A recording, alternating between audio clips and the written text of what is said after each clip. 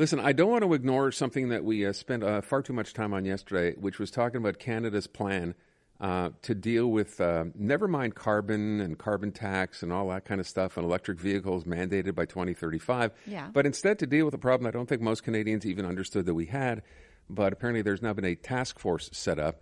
It's all about cows and the emission of methane. Now, apparently, now you see, we shouldn't laugh. Well, we had a big... Thank you, Brian. There was some confusion. I just automatically assumed that it cow came out of the farts back end. were the issues. Right. Should we say toots instead of... I already said matter. farts, so we're saying farts. But It turns out it's not. It's the front end of the cow that is more problematic. The belches and burps, if you will. Is it both, perhaps? Well, I don't know. We're going to find out, and I say we're going to find out. We have an expert. Yes, we do. While we just finished discussing this, I received an emergency text from our good friend David Heurtel, who, as you may or may not know, besides, of course, joining us from time to time here on the radio station, he's sitting in for Elias this week. He used to be our Minister of the Environment for a while during the last Liberal government, right? So he, perhaps more than anyone I know, knows more about cow burps and belches than anyone. So he very graciously volunteered to explain the situation, and so we could take it as seriously as it needs to be taken. Did he volunteer, or did we say, hey, can you be our fart and burp expert? Well, he sent me the information first, then I asked, and he graciously said, yeah, I will come on, because it is an issue and people should understand. Indeed. So I understand he's on the phone. David, you there? I'm there. Okay. I'm there. Formerly the Environment Minister, and I understand that did you lead some sort of an initiative on cow burping? I did. And to be clear, it's from the front and the back, but predominantly from the front.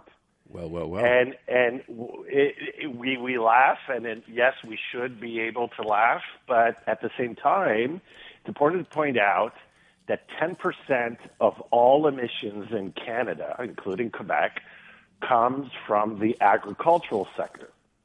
And that places it tied for third of all emission sources.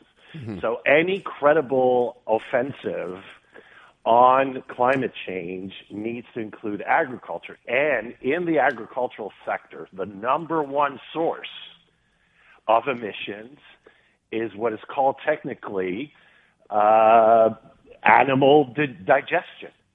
That's very eloquently put. And so the cows, and here in Quebec, it's predominantly cows that make milk, right? It's cows. The dairy industry that is the main culprit for Quebec. And so, yes, when I was Environment Minister, I actually announced a big investment in research, which actually the current government actually put even more money in those efforts earlier this year, $3.6 million actually, because methane, which is what the gas that cows emit, both from the front and the back, but predominantly from the front, is 28 times more harmful than carbon. What? Yes. Carbon, we always talk about carbon emissions, and when we talk about cars and gas and fossil fuels, but methane, you have methane emissions in the mining sector, for example. Even this morning, I was interviewing an urban planning specialist from the Université de Montréal talking about Bonaventure. You know that the Bonaventure Expressway, I didn't know this, I learned this morning, was built, and along with the Mel Cinema Studios, it's built on a former garbage dump, a landfill. Oh. And there are methane emissions that come out. And this is a serious thing. So garbage dumps, landfill sites, mining sites, and cows emit methane. And so methane is much more dangerous to the environment than carbon. So I brought this up originally, David, because there's now a federal plan to deal with this, right? And there's going to be money. And the big money right now going into research is that it's two things that are trying to find solutions to curb methane emissions from cows. One is their diet. By changing the diet, you can reduce the emissions.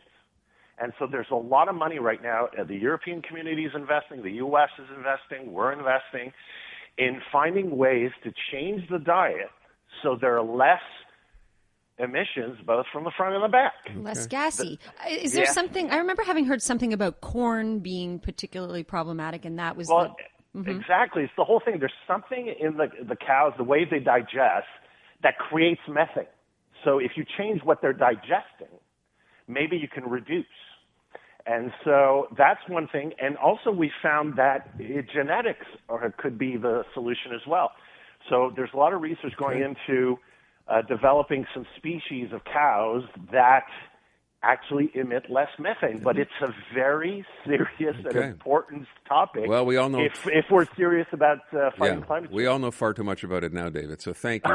I'm very impressed, David. I mean, I knew you knew a lot about a lot of things, but I didn't know this was yet another thing that you know a lot about. When you're fighting climate change, you learn a ton of stuff about a ton of things because it's everywhere. All right. And by the way, for the average person out there who's heard this and thinks to himself or herself, what can I do to help? The answer, of course, is nothing, I guess. You're not feeding the cows. Again, I think it's intelligent to there's a big movement about reducing, animal-based protein in your diet. Some people are talking about that. Yeah, but if you did that, that's why I went, at the beginning, you said it's dairy cows, not necessarily meat cows. Well, in Quebec, we predominantly have dairy cows. But say in Western Canada, right, it's meat. It's meat. Okay. So, but both emit methane. It's not just dairy cows. So stop drinking milk and stop eating meat, and we should solve the problem. I don't stop. But I won't stop. I'm saying some people are using this as an excuse to tell people to stop eating animal protein. Yeah. I wouldn't do that. Okay. I think rather it's about, we're talking about, you were talking a lot about electric cars this week.